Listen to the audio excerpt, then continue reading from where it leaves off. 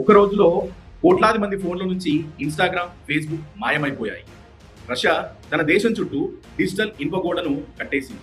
YouTube వీడియోలు చూడాలంటే కొన్ని గంటలు పడుతుంది. వాట్సాప్ ఎప్పుడు ఆగిపోతుందో తెలియదు.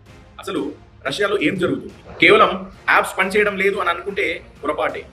ఇన్స్టాగ్రామ్, ఫేస్బుక్ నడుపుతున్న మెటా సంస్థను అక్కడ రష్యా ఒక తీవ్రవాద సంస్థగా ప్రకటించింది. అంటే అక్కడ వాటిని వాడటం ఒక క్రైమ్ అన్నమాట. ఇక యూట్యూబ్ని డైరెక్ట్గా బ్యాన్ చేయకుండా దాని యొక్క స్పీడ్ తగ్గించాలి. ఎంతలా అంటే ఒక యూట్యూబ్ వీడియో లోడ్ అవ్వాలంటే మనము కాఫీ తాగి రావచ్చు. ఇక వాట్సాప్ పరిస్థితి గోడ మీద పిల్లిలాగా ఉంది. యుద్ధం వల్ల బయటి ప్రపంచం నుంచి సమాచారం తమ దేశ ప్రజలకు చేరకూడదనేది పుతిన్ మాస్టర్ ప్లాన్. కానీ రష్యన్లు తక్కువ తిన్నారా? లక్షలాది మంది VPNలు వాడుతూ ఆ డిజిటల్ జైడ్ నుంచి తప్పించుకుంటున్నారు. మన ఇండియాలో కూడా ప్రొద్దున లేచేసరికి ఇన్స్టాగ్రామ్, వాట్సాప్ ఆగిపోతే మన పరిస్థితి ఏంటి? వినడానికి క్రేజీగా ఉందా? భయంగా ఉందా? కమెంట్ చేయండి.